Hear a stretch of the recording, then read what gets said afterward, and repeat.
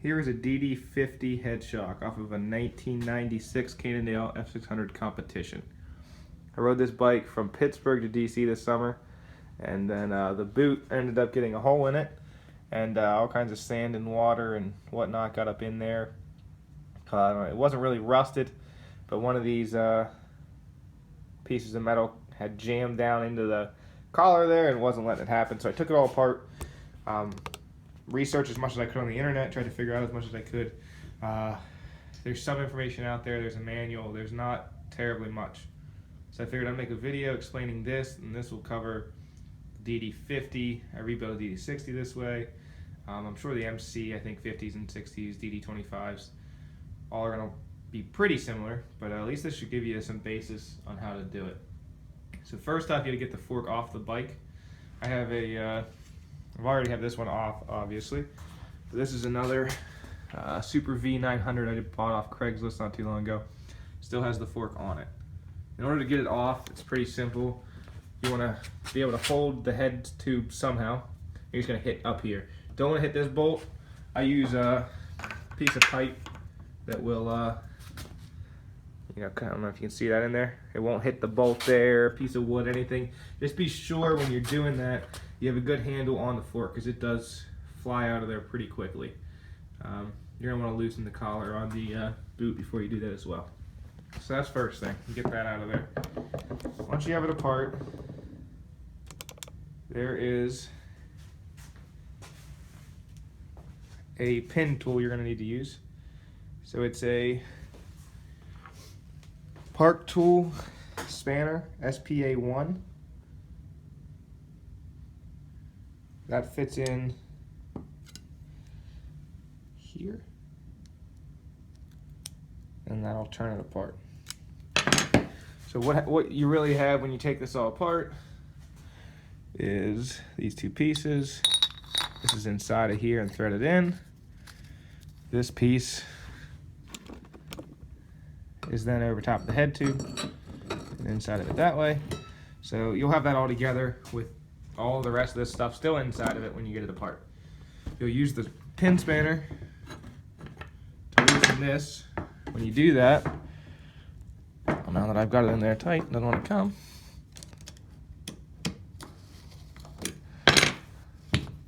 Once you get that loose, you'll see this pull up kind of like that. And what you're looking at is that oil dampening chamber in there. It looks like a little rook from a game of chess. Excuse me. Now, Cannondale makes a specific tool called the castle tool to get this out. And it looks somewhat similar to this other tool I have here. So this is like a spanner tool that has the center cut out. And what this can be used for is to go around the pipe and take this inner white piece off. So that spanner's for. That inside that white is where all the oil is held. So we don't want to use that. And I didn't want to spend $50 for a spanner tool or for the Cannondale Castle tool. So I bought a pair of right angle, I think there's 11-inch right angle needle nose pliers from Harbor Freight. It was like $6 for this and another straight pair. Then I filed these down.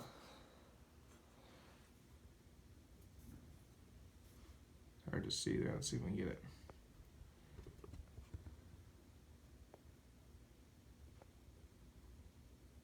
You get the idea.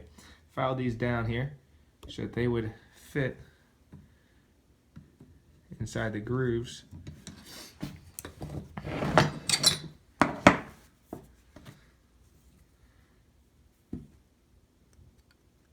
of this oil chamber. So it's kind of tight, but they do fit inside there. Now you want to be careful if you're doing it this way. You don't want it to slip. If it does slip, you can cut into this. You can cut into the edge here. It won't seal as well. There's a lot of things you don't want to hurt. You can cut into the inside of this. So if you're doing it this way and trying to cheap out like I did, not buy the tool, just be sure to be careful. I've done this to 2 bikes now and it seems to work, so I think it's okay. But there's your disclaimer. So then once you unthread this out, so what you're doing here is you're unthreading this piece, which is really down inside here, threaded into the fork. So you unthread that. Now, once you've done that, this will pull out. Take that out of here. And now you got this sticking on here like this. And what you're gonna need to do is loosen this bottom nut. On the bottom of this is a nut there. You can use your spanner tool again, your spark. You know, this one you need to open up a little bit, but it works for it. And this is important. I forgot to do this first time. And as you can see, that's what holds it in, makes it impossible to get it back together. It makes it really hard to get apart, but definitely impossible to get back together. Be sure to do that. All right. Got my camera up in the ceiling now. Hopefully you guys can see this and hear me. Here's what we're gonna do. Boot goes first. Which way does it go? Not that way. This way here. Put this on for now. Put it down over this.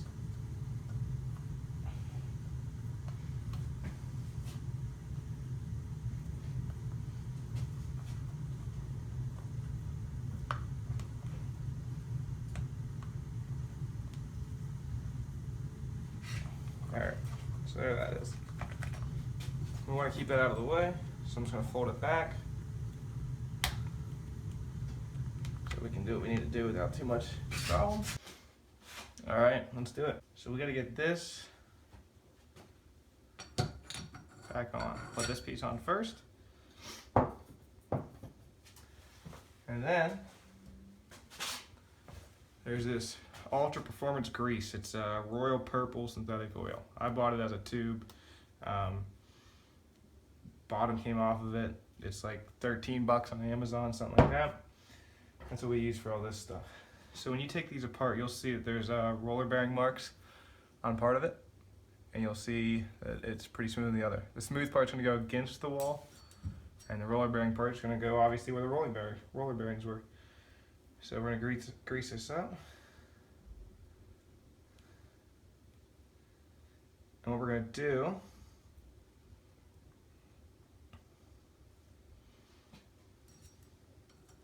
in there.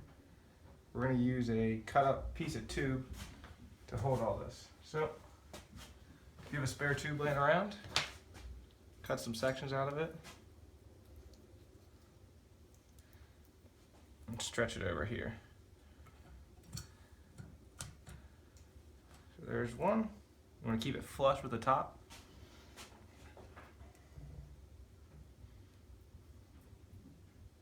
I'm just applying, you know, a thin layer of grease. You know, it doesn't hurt. It's not an exact science. Just throw some grease on it. So with the roller bearing side facing out. And it does get messy. So I like to wear an apron, have paper towels around at all times, have an old t-shirt, something to be able to wipe your hands off with. And just keep sliding these underneath the piece of rubber tube. We're going to use a couple of those pieces, one to hold these and another one to hold the needle bearings once we get to that point, which is coming up next. So there is all four. Now just make sure they're all seated well. Next thing we're going to do is take these needle bearings. Now you'll see, I don't know how well you can see here, but these have a flat side and they have a semi-curved side as well. So, and by curved I mean there's a cut, an angled cut on each side of these. This angled cut has to sit on the outside, so the angle kind of goes with the curve of the tube here. Alright, so I've now got all of these pin needle bearings actually on here. So we've got our boot, our bottom nut, we've got a piece of tube that's holding on each of these smaller racers, and we've got another piece of tube that holds on these needle bearings. We've got 11 needles We got 11 from the top up and 11 from the top down so that they're even. That's what the manual suggests. And then again, just a better picture here of these bearings. And you can see how they kind of are tapered off here on the edge. So that's taper. This is taper. And then on this side, there's no taper, they're just flat. So to make sure the flat side is against the tube. Next, we're going to put on these longer racers inside of this tube using this piece of old tubing here. So let's get to it. Alright, so we got these on now. We have to lube up these racers here, and they slide in. You'll see, and make sure when you do this that they're flush. They'll come in through this tube and they'll sit flush there. So I'm going to lube these four up. Now, keeping these all together is the hard part.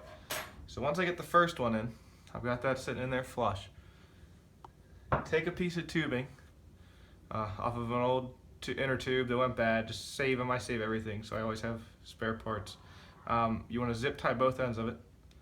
We're going to put that down into the tube here. We'll take our pump,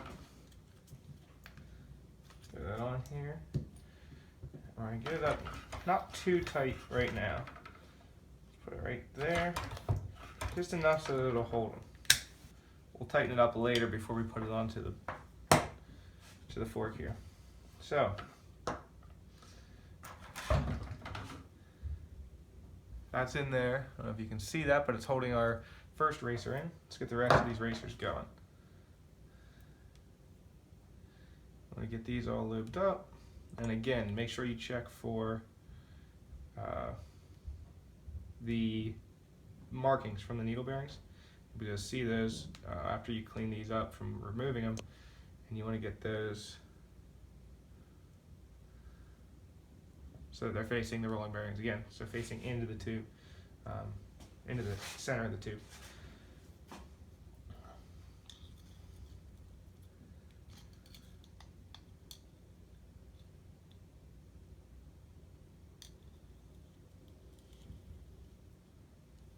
Make sure that goes underneath of the bike tube we put on the inside of that.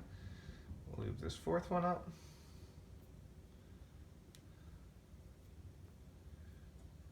Oh, sorry, this is the third one. Get that going.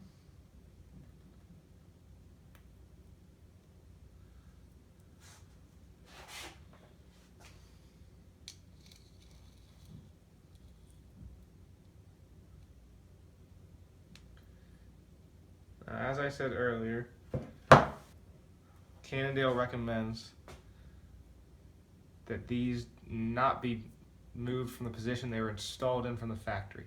So what we're doing here, you probably, if you take it apart correctly, you do not need to do. When you take it apart, you're supposed to have this in there first so that these don't fall out and you don't lose the position. I didn't find that document, that manual, until afterwards, so unfortunately I didn't get that memo. But now you know. So try to watch this before you take it apart. Be smarter than I was. So, all four of those are in there now. The next step is going to be to put this down over top of these bearings. What I'm going to do first is pump this up a little bit tighter so that it holds those better. I want those to be held as tight as possible. So don't pop it, but get it nice and tight. You need to make sure that the racers we just put in line up exactly with the pins, the bearings that we're about to use. So get those lined up. They also recommend in the manual that you mark your starting position. So mark your front position. So if this was the front of the fork, make sure you put that there. I, again, do not know. So I'm making my best guess and hoping it's right. The last one I repaired, it seemed to work.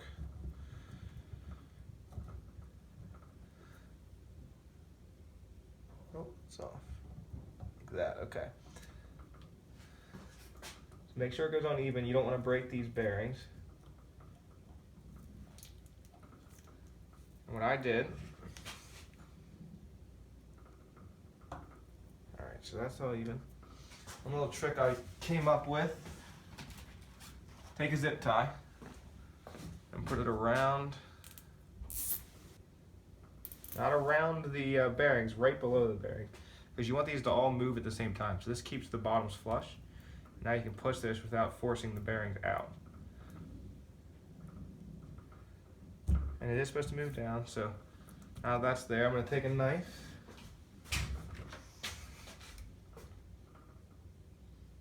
Cut this inner tube off. Well, I could use a sharper knife. Let's take some scissors or some dikes.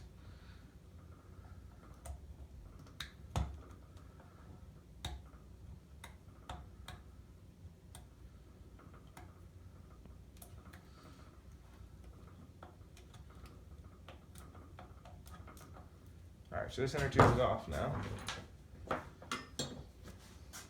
We've got our zip tie around, and these are moving. So they are going to move down.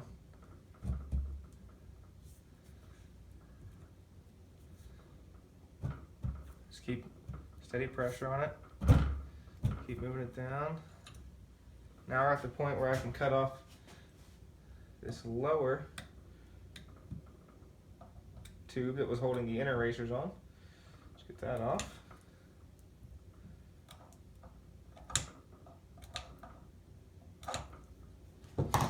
We're going to keep the zip tie on for now until we get these down. Now, we're right at the part. Let me take this out so I can show it to you guys. We're coming in. Some light over here too. So you can see that all four of these, so this third one here is short. It came faster. It's way up here. It's bad. You want these to go in at the same rate. So I'm going to take this back off and try again.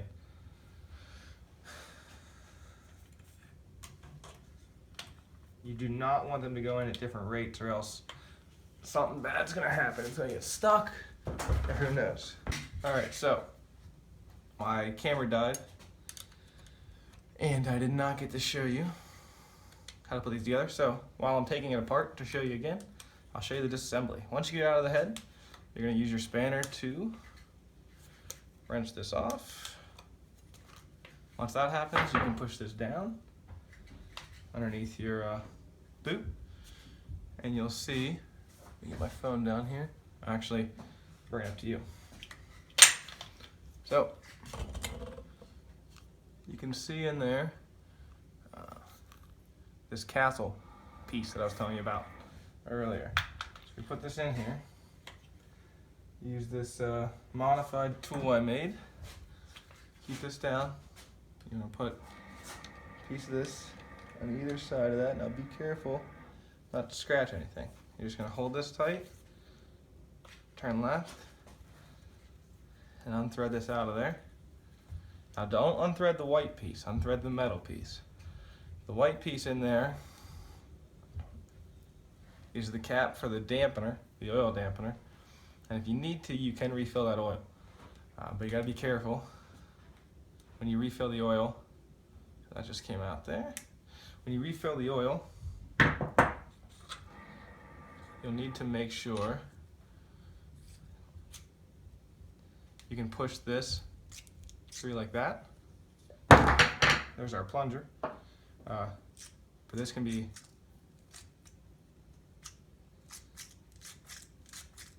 adjusted through like that. And you got to make sure that you get all the air out of that when you're doing this. So this one actually might need oil, so I got to double check it, figure out how to do it exactly, and I'll make a video on that as well here at a later date. But now that we got this part,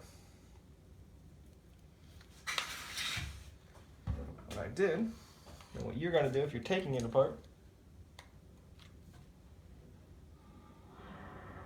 is use your spanner on this bottom piece, just capture it out here, and loosen it. Alright, so you loosen that bottom nut here, thread that off.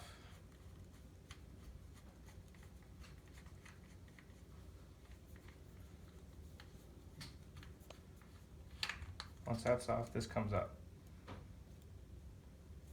So, what I had showed before is these bearings. You want those to go in at the same time. So this one's a little shorter than the other ones right now, but not too bad. And I use the zip tie to keep those as straight as possible. Those will come down. You'll tighten up this retaining nut here. There we go. So that's tight. Then you're gonna pull your boot over top. Now you get a nice free slide there. These boot fittings will go over their screw, they'll open up. I'll use those to clamp it down. You can use a zip tie, whatever you had. These boots just came with these fittings, so that's nice there. Got a cover that had come off of it. Now I didn't use this on the other rebuild. It wasn't a huge deal, but I'll clean this up. This is just a bearing cover that had gotten warped a little bit, but it'll work just fine. Covers this little slip down here. It's upside down. Here's your elastomer, your spring. This one's a little beat up, but that's what I have for now. If it starts giving me problems, I'll get a new one. I threw a little bit of lubrication on it, some grease. Put that down inside the fork. Then your plunger goes into your dampener. That goes down in. This is where we need to use the modified tool again, or the castle tool if you're rich. What you want to do is fit your tool in there. And we got to put this piece, the inner piece, down into the up part of the fork. So get it down in there until you feel the thread. Make a nice turn. There we go. So we caught threads, so we don't have to keep pressure down anymore on it. Just make sure these don't slip. So be careful with them. Make sure they're in there. And we're going to tighten this up.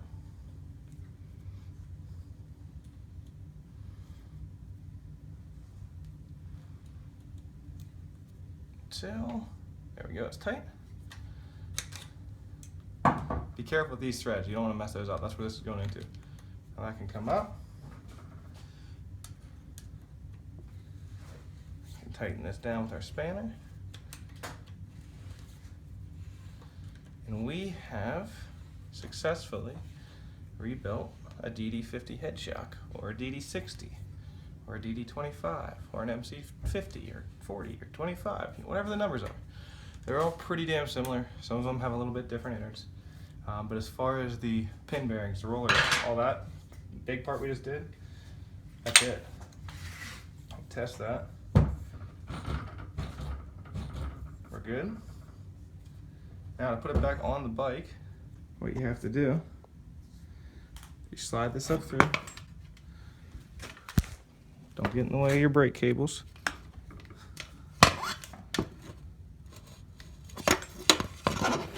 Alright, this slides up through. So that slides up through the fork there. I'm sorry, the fork slides up through the head tube. And then what you can do is take a piece of pipe that fits around here, or take a piece of wood, whatever you got, something that's not going to hurt this. Put it around that's taller than this, and you want to put these fork tubes down on the floor, down on the table, whatever you're using. What you're going to do then, put this over top, take your hammer and hit that. When you hit that, you're going to start pushing this up so that this bearing meets the top here, and that's when you know you're good. So you want this bearing to be at the bottom of the down tube here. That's it. If you got any questions, leave them in the comments. I'll try to get back to you. Appreciate you guys for watching, and I'll try to get some later videos out here on some more rebuilds. Have a good one.